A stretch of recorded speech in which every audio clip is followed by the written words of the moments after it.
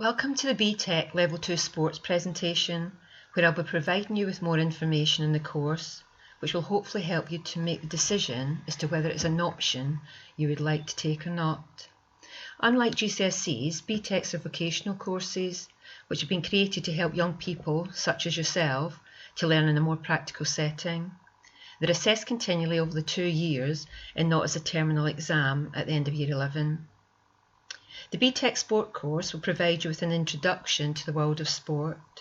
It will include important aspects of the sports industry, such as fitness testing, training for sport and exercise, practical sports performance, as well as allowing you to develop and apply your knowledge.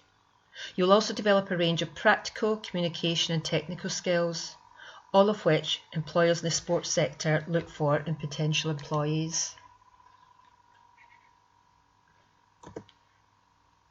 The course content. The course is 120 guided learning hours and is aimed at anyone who wants to find out more about the sports industry.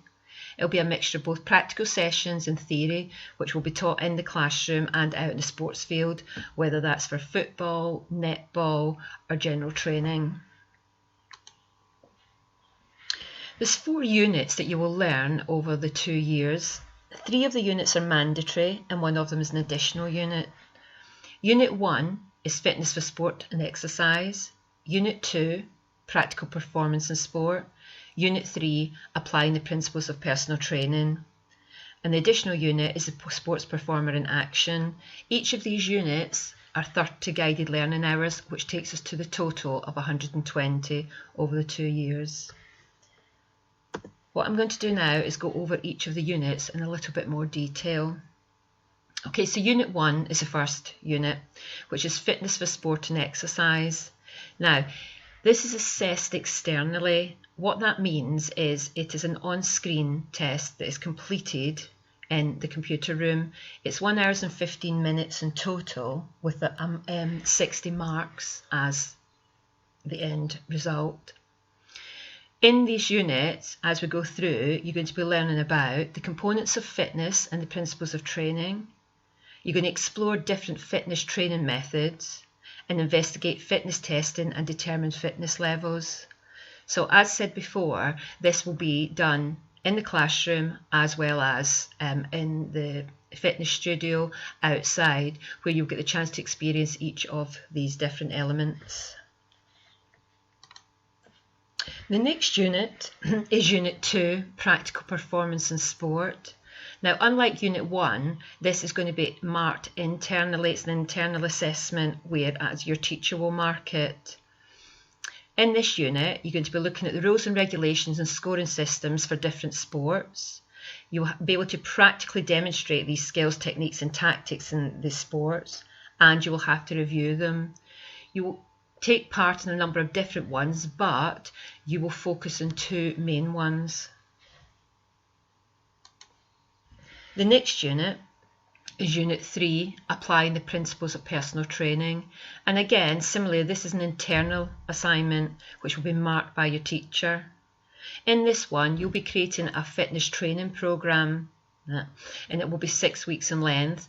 You will then implement that and you will complete it yourself. You will have to look at the outcomes of the training programme, keep a diary of the training programme, and then evaluate it at the end.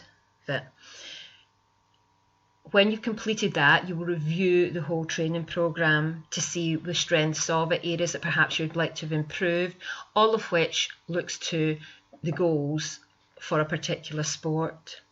In addition, you'll be looking at the musculoskeletal and cardiorespiratory system and the effects that they have on the body during fitness testing.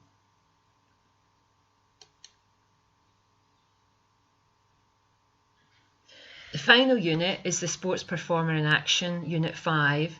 Again, it's an internal assignment which is marked by your teacher. Of this one, you're going to look at the short-term and long-term responses and adaptations of the body systems to exercise. Also about the different energy systems during sports performance. So you're looking at how the body works when it trains, when it competes, in relation to the bone structure and the heart and the lungs.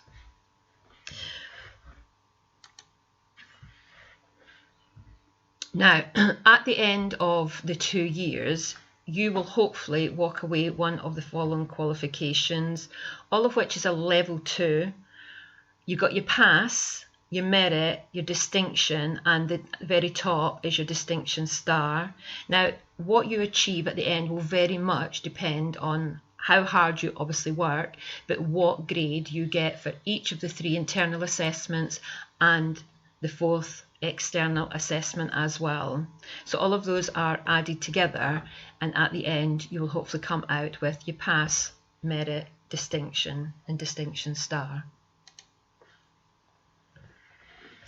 Okay, now if you choose this option, at the end of the 2 years, if you choose to go to sixth form college, Holgate 1, another, you can carry on to studying level 3 in your Sport BTEC, so that is a further study for you.